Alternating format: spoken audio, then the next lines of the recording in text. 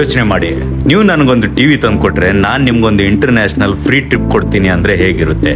S, ಈ scheme ಒಂದು ದೊಡ್ಡ ಸ್ಕ್ಯಾಮ್ ಆಗಿ ನಡೆದದ್ದು 1982ರಲ್ಲಿ.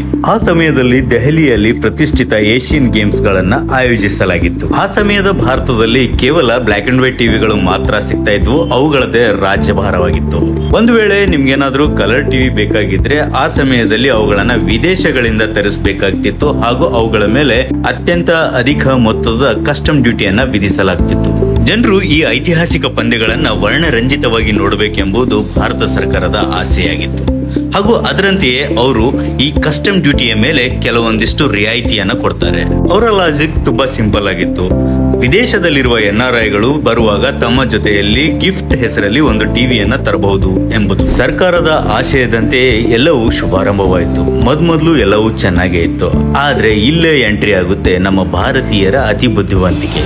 ಅಂದಿನ ಭಾರತದ ಬ್ಲ್ಯಾಕ್ ಮಾರ್ಕೆಟ್ ನಲ್ಲಿ ಸೋನಿ, ಅಕಾಯ್ ಹಾಗೂ ನ್ಯಾಷನಲ್ ಟಿವಿಗಳಿಗೆ ತುಂಬಾ ಬೇಡಿಕೆ ಇತ್ತು ಹಾಗೂ ಜನರು ಅದಕ್ಕೆ ಎಷ್ಟು ಕೇಳಿದರೂ ಅಷ್ಟು ದುಡ್ಡನ್ನು ಕೊಡೋದಕ್ಕೆ ರೆಡಿಯಾಗಿತ್ತು. ಹಾಗೂ ಇದೇ ಟಿವಿಗಳು ದುಬೈ, ಹಾಂಗ್ಕಾಂಗ್ ಹಾಗೂ ಸಿಂಗಾಪುರ್ಗಳಲ್ಲಿ ಅತ್ಯಂತ ಕಡಿಮೆ ಬೆಲೆಗೆ ಸಿಗ್ತಾ ಇತ್ತು. ಈ ತರಹದ ಪ್ರಸ್ತಾವವನ್ನು ನೀವು ಲಕ್ಕಿ ಭಾಸ್ಕರ್ ಸಿನಿಮಾದಲ್ಲಿ ನೋಡಿರ್ತೀರಾ. ಸೊ ಅಂದಿನ ಚಾಣಾಕ್ಷ ಬ್ಲ್ಯಾಕ್ ಮಾರ್ಕೆಟ್ ನ ಮಾಫಿಯಾಗಳು ತಮ್ಮಲ್ಲಿ ಕೆಲಸ ಮಾಡುವವರಿಗೆ ಒಂದು ಆಫರ್ ಅನ್ನ ಕೊಡ್ತಾರೆ. ಟಿವಿ ತಗೊಂಡ್ಬನ್ನಿ, ಅದ್ರ ಜೊತೆಗೆ ನಿಮಗೆ ಫಾರಿನ್ ಟ್ರಿಪ್ ಹಾಗೂ ಅಲ್ಲಿಯ ಹೋಟೆಲ್ ಟಿಕೆಟ್ ಎಲ್ಲವೂ ಫ್ರೀ ಅಂತ. ಮತ್ತಿನ್ನೇನು, ಇಷ್ಟು ಕೊಟ್ರೆ ಸಾಕಲ್ವಾ? ಟೆಲಿವಿಷನ್ ನ ಸ್ಪೆಲ್ಲಿಂಗ್ ಬರದೇ ಇರೋರು ಸಹ ಟಿವಿ ತರೋದಕ್ಕೆ ಮುಂದಾಗ್ಬಿಟ್ರು. ರಾತ್ರೋರಾತ್ರಿ ಟಿವಿ ಅನ್ನೋದು ಎಂಟರ್ಟೈನ್ಮೆಂಟ್ ಟೂಲ್ ಅಲ್ಲ, ಒಂದು ಲಿಕ್ವಿಡ್ ಅಸೆಟ್ ಆಗಿ ಪರಿವರ್ತನೆ ಹೊಂದಿದೆ. ಪ್ರತಿಯೊಂದು ಇಂಟರ್ನ್ಯಾಷನಲ್ ಏರ್ಪೋರ್ಟ್ ನಲ್ಲಿಯೂ ಜನರು ಕಡಿಮೆ, ಟಿವಿಗಳು ಜಾಸ್ತಿ ಬರೋದಕ್ಕೆ ಶುರುವಾದವು. ಅವುಗಳ ಕ್ಲಿಯರೆನ್ಸ್ ಕಸ್ಟಮ್ ಆಫೀಸರ್ಸ್ ಗಳಿಗೆ ಒಂದು ದೊಡ್ಡ ತಲೆನೋವಾಗಿ. ಸ್ಮಗ್ಲರ್ಸ್ ಇದನ್ನೇ ಒಂದು ಇಂಡಸ್ಟ್ರಿ ತರ ಮಾಡ್ಕೊಂಡ್ಬಿಟ್ರು. ಇದರ ಫಲಿತಾಂಶವಾಗಿ ಭಾರತದಲ್ಲಿ ಏಷ್ಯನ್ ಗೇಮ್ಸ್ ಮುಗಿಯೋದ್ರೊಳಗಡೆ 10 ಲಕ್ಷಕ್ಕಿಂತ ಜಾಸ್ತಿ ಟಿವಿಗಳು ಬಂದ್ಬಿಟ್ಟಿತ್ತು.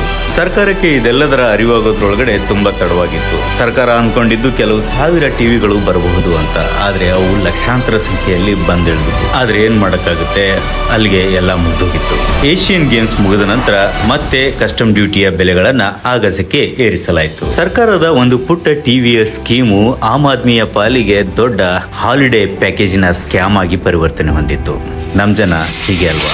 ಇಲ್ಲಿಯ ನಿಯಮಗಳಲ್ಲಿ ಒಂದು ಚಿಕ್ಕ ಲೂಪ್ ಹೋಲ್ ಸಿಕ್ಕರೂ ಸಾಕು, ನಮ್ ಜನ ಅದನ್ನ ಬಿಸ್ನೆಸ್ ಮಾಡೆಲ್ ಆಗಿ ಪರಿವರ್ತನೆ ಮಾಡ್ತಾರೆ.